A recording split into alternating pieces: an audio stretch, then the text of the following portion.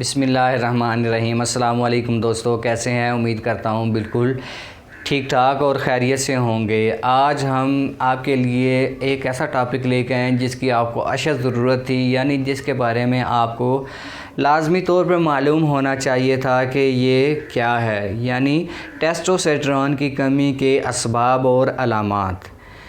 ये ऐसा टॉपिक है जिसमें हर बंदा आजकल गिरफ़्तार है, तो उसके लिए ज़रूरी है कि मैं आपके सामने 10 ऐसे असबाब और अलामात पेश करूं जो कि टेस्टोस्टेरोन की कमी को ज़ाहिर करते हैं।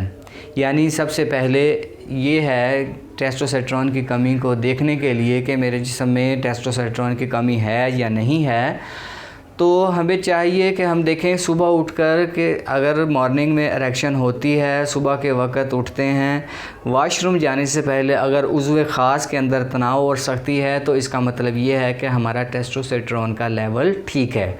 अगर मॉर्निंग इरेक्शन कमज़ोर है या नहीं है, तो इसका मतलब ये है कि हमारे जिस्म में टेस्टोस्टेरोन की कमी है। तो दूसरी अलामत ये है कि हमारी जो शहवत की कमी है वो हो जाती है। टेस्टोस्टेरोन की कमी की वजह से जो सेक्स ड्राइव है वो गोइंग डाउन हो जाती है, कम हो जाती है, ख़त्म हो जाती है। यानी आपकी ज़ौजा या आपका पार्टनर इस बात का शिकवा करता है कि जनाब जो बात आप में पहले थी वो नहीं है, या आप मुझ पर तवज्जो नहीं दे रहे, या आप मुझसे मोहब्बत नहीं करते, या आपकी मोहब्बत में कमी आ गई है। तो दरे पर्दा ये बात होती है कि जनाब होश के नाखून लें, आपकी सेक्स ड्राइव कमज़ोर हो गई है, यानी आपके जिस्म में टेस्टोस्टेरोन का लेवल कम हो गया है। इसका मतलब ये है कि आपको गौर करना चाहिए, सोचना चाहिए, परेशान होना चाहिए कि आपका पार्टनर ये अल्फाज क्यों कह रहा है। क्या कह रहा है कि आप पहले जैसी मोहब्बत नहीं करते, आप मेरा ख्याल नहीं रखते, वगैरह वगैरह। तो इसके लिए ज़रूरी है कि आप अपने लिए मुखलस होकर अपना डाइट प्लान बेहतर कर लें तो बेहतर होगा। तीसरी चीज़ ये है कि पेशेंट जो है वो याददाश्त की कमी की कंप्लेन करता है, कहता है हो पता नहीं कहाँ रख दी चीज़, कहाँ रखी है, यहाँ तक कि वो सामने खड़े हुए बंदे का नाम भी भूल जाता है कि क्या नाम था, आई डोंट नो, मुझे याद नहीं है। तो लॉस ऑफ मेमोरी भी टेस्टोस्टेरोन की कमी की एक अलामत है। चौथी अलामत ये है कि हर वक्त थके थके रहना, हर वक्त परेशान रहना, हर वक्त काम करने को दिल नहीं चाहता, थके हुए हैं, खाने को दिल नहीं चाहता, यानी किसी किस्म की फ़िज़िकल और मेंटल एक्टिविटी करने के लिए दिल नहीं चाहता। तो इसका मतलब ये है कि आपके जिस्म में टेस्टोस्टेरोन की हार्मोन की कमी है। चौथी चीज़ ये है कि जो टेस्टोस्टेरोन की कमी क्यों होती है कि हम एक्सरसाइज नहीं करते, भाग दौड़ नहीं करते, जिसकी वजह से हमारे जिस्म में खुराक जज़ब नहीं होती और टेस्टोस्टेरोन की प्रोडक्शन नहीं होती। तो उसके लिए सबसे ज़्यादा ज़रूरी चीज़ ये है कि हमें भागना दौड़ना चाहिए, खेल खेलने चाहिए, एक्सरसाइज करनी चाहिए, ताकि हमारे जिस्म में टेस्टोस्टेरोन हार्मोन पैदा हो सके। उसकी पाँचवीं अलामत ये है कि छठी अलामत ये है कि जो टेस्टोस्टेरोन हार्मोन की कमी है उसकी वजह से पेशेंट बीमार नज़र आता है, नक्शे ग़िज़ा का शिकार हो जाता है, सही तरह खाना नहीं खाता। खाना खाए कैसे? क्योंकि उसके अंदर तो जिस्म के अंदर इतनी टेंडेंसी नहीं है कि ख़ुराक को हज़म करके जज़ब कर सके, क्योंकि टेस्टोस्टेरोन हार्मोन अच्छी और सेहतमंद ग़िज़ा से पैदा होता है, और जिन लोगों में मैदा कमज़ोर होता है उनमें ख़ुराक हज़म नहीं होती और टेस्टोस्टेरोन हार्मोन पैदा नहीं होता। इसके लिए ज़रूरी है कि आप ज़ूद हज़म ग़िज़ाएँ खाएँ, जैसे केले का मिल्क शेक इस्तेमाल करें, सेब का मिल्क शेक इस्तेमाल करें और जूसेस ज़्यादा इस्तेमाल करें, ताकि आपके जिस्म में विटामिन हज़म और जज़ब हों और आपका टेस्टोस्टेरोन लेवल मैनेज हो सके, बैलेंस हो सके। उसके बाद जो सातवीं वजह है टेस्टोस्टेरोन हार्मोन की कमी की, वो ये है कि हम प्लास्टिक के बर्तन इस्तेमाल करते हैं। प्लास्टिक के बर्तन इस्तेमाल करने की वजह से हमारे टेस्टोस्टेरोन का लेवल ख़राब हो जाता है, डिस्टर्ब हो जाता है और टेस्टोस्टेरोन की कमी हो जाती है। जो आठवीं वजह है वो ये है कि जिन लोगों में टेस्टोस्टेरोन का लेवल कम होता है वो अल्कोहलिक होते हैं, अल्कोहल इस्तेमाल करते हैं। यानी अल्कोहल में ये ख़ासियत है कि वो एकदम से टेस्टोस्टेरोन का लेवल हाई कर देती है, जिसकी वजह से अल्कोहलिक जो है वो शराब, शबाब और कबाब तीनों इकट्ठे करके इंजॉयमेंट हासिल करता है। लेकिन उसका एडवर्स इफ़ेक्ट ये होता है, उसका साइड इफ़ेक्ट ये होता है, नुकसान ये होता है कि एकदम से जो टेस्टोस्टेरोन का लेवल हाई हुआ था वो सडन गोइंग डाउन हो जाएगा और उसके अंदर टेस्टोस्टेरोन की कमी हो जाएगी।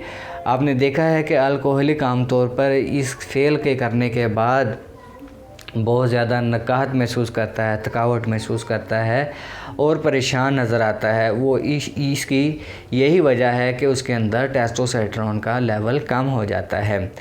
जो नौवीं चीज़ है वो ये है कि टेस्टिकल या फोतों के ऊपर जो मर्दों के अंदर गोलियां होती हैं, टेस्टिकल्स होते हैं, उनके ऊपर चोट लग जाती है, डैमेज हो जाते हैं। चोट लगने की वजह से भी टेस्टोस्टेरोन का लेवल कम हो जाता है, जो कि बड़ा ख़तरनाक है।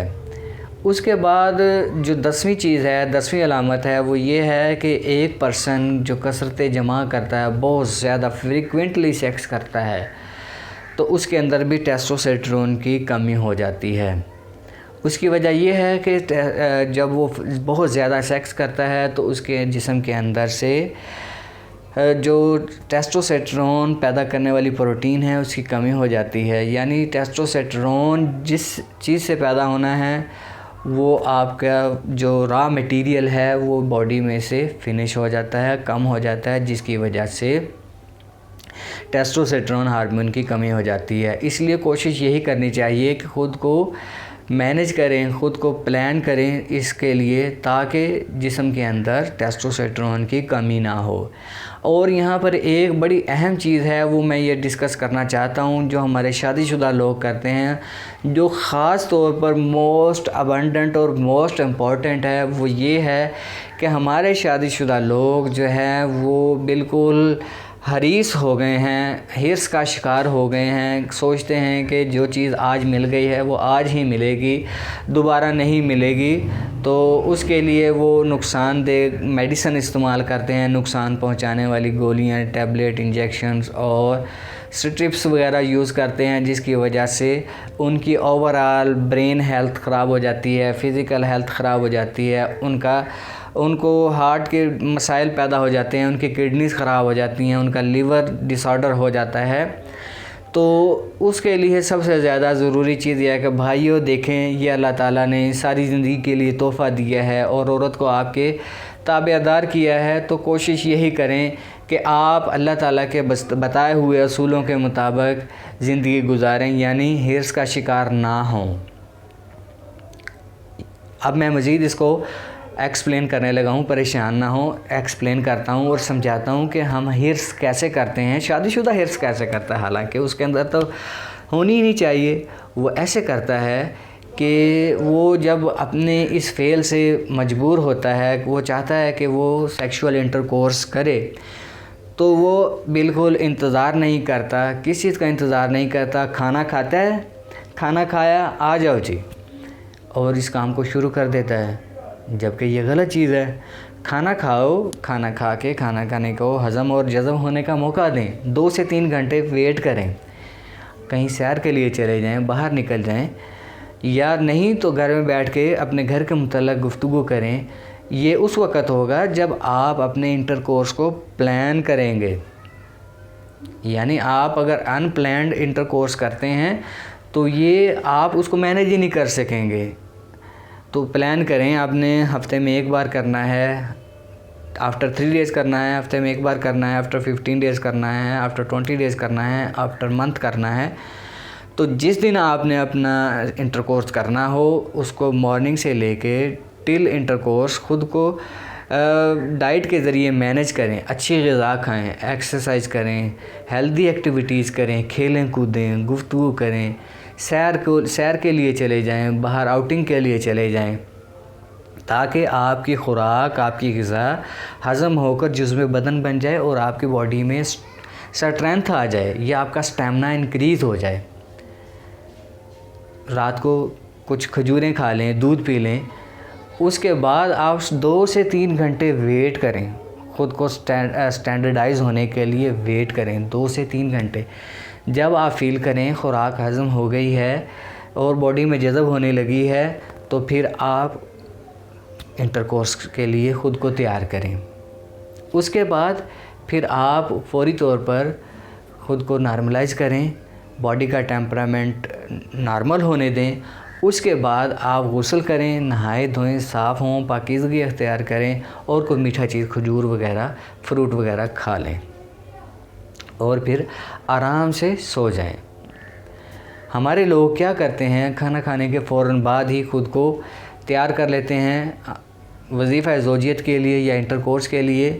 तो उसके बहुत सारे नुकसानात हैं। एक तो ग़िज़ा हज़म नहीं होती, दूसरा जज़ब नहीं होती, तीसरा बैली बाहर आ जाती है, पेट बाहर आ जाता है। वो यही वजह है कि हम खाना खा के जो पेट पे ज़ोर लगाते हैं, और एक तो खाना खाने से मैदा फिल होता है और वो फिर मज़ीद जगह बनाने के लिए पेट के जो बाहर वाले जो लेयर है, जो हमारी खाल है, उसके ऊपर ज़ोर लगाता है। उस ज़ोर की वजह से जो हमारे बैली के जो है ना मसल्स, वो स्ट्रेच होते हैं, रिलैक्स होते हैं, जिसकी वजह से पेट के अंदर बढ़ाव आ जाता है या वहाँ पर फ़ैट डिपॉज़िट होना शुरू हो जाती हैं। तो इसके लिए ज़रूरी है भाई साहब, सबसे पहले खाना खाएं, खाने को हज़म होने दें, खाने को बॉडी में अब्ज़ॉर्ब होने दें, फिर इंटरकोर्स करें और फिर पुरसुकून होकर सो जाएं। तो सारी ज़िंदगी आपका टेस्टोस्टेरोन लेवल कम नहीं होगा, गारंटेड है इंशाअल्लाह। हमने आपने देखा जिन लोगों की उम्रें 90 साल होती थी, 100 साल होती थी, 80 साल होती थी, 70 साल, चले मज़ीद कमी की तरफ आ जाते हैं, 100 से 90 साल, 80 साल, 70 साल, 60 साल, 50 साल, इस उम्र तक भी लोग सेक्सुअल इंटरकोर्स करते थे। वो किस तरह करते थे? वो ख़ुद को मैनेज करके करते थे, प्लान्ड करके करते थे, हमारी तरह नहीं जब जी चाह कर लिया। इसी वजह से हमारी औसत उम्रें भी कम हो गई हैं और हम 40 पे आकर ख़त्म ठुस हो जाते हैं। उसकी वजह यही है कि हमने ख़ुद को मैनेज नहीं किया। वो लोग अपनी डाइट को भी मैनेज करते थे, ख़ुद को भी मैनेज करते थे, रज के खाते थे और रज के वाते थे, खेती बाड़ी करते थे, कई चलाते थे, और फिर जब उनको ज़रूरत, इंतहाई ज़रूरत होती थी, उस वक़्त वो करते थे। हमारी तरह नहीं, हरीस नहीं हो गए थे, हमारी तरह हरीस नहीं थे, बल्कि वो ख़ुद को मैनेज करते थे। और उनकी उम्रें 60 साल, 70, 80, 90, 100, और 100 साल का भी बाबा जब गाली देता था तो खड़का के देता था, तो जवान डर जाते थे, क्योंकि उसने ख़ुद को मैनेज किया था, ख़ुद को प्लान किया था।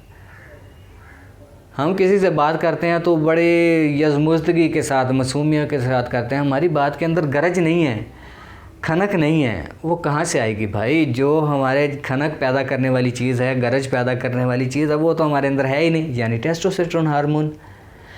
तो इसका मतलब ये है कि ये सब चीज़ें पैदा करने के लिए हमें टेस्टोस्टेरोन को इन्हांस करना है। 40 साल की उम्र के बाद विटामिन D3, मैग्नीशियम और जिंक की ज़रूरत होती है, ताकि आपकी ज़िंदगी का जो है, आपकी औसत उम्र बढ़ जाए, आपके अंदर एजिंग ना आए या बुढ़ापा ना आए या देर से आए। तो उसके लिए जिंक, विटामिन 3 और मैग्नीशियम की ज़रूरत होती है। तो जिस्म में अगर मैग्नीशियम, जिंक और विटामिन D3 होंगे तो हमारे अंदर टेस्टोस्टेरोन हार्मोन भी बनेगा और हमारी उम्र में भी इजाफ़ा होगा, हमारी स्ट्रेंथ में भी इजाफ़ा होगा, हमारी थिंकिंग कैपेसिटी में इजाफ़ा होगा, हमारे जिस्मानी एक्टिविटीज़ में, फ़िज़िकल एक्टिविटीज़ में इजाफ़ा होगा।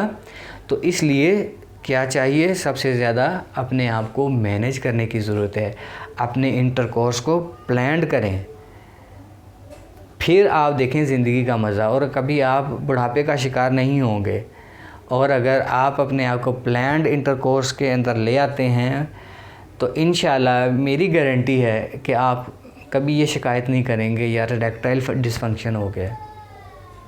इसलिए इस चीज़ को कंट्रोल करने के लिए अपने सबसे पहले थिंकिंग चेंज करें, माइंड चेंज करें, हरीस ना हों, अपने आप को मैनेज करें।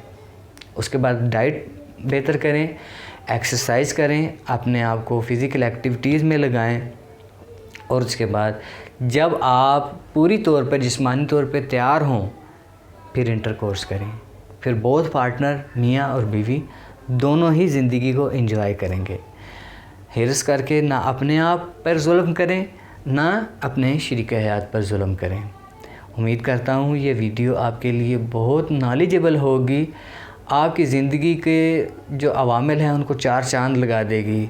इसलिए मेरे भाई ये फ़ायदे की बात है, अगर आपको पता चल गई है तो दूसरों को शेयर करें और दोस्तों के साथ शेयर करें, लाइक करें, सब्सक्राइब करें और जितना ज़्यादा हो सके इसको फैलाएं, क्योंकि जो चीज़ मैंने आज ये बयान कर दी है इसी के ज़रिए आपकी ज़िंदगी की गाड़ी चलनी है।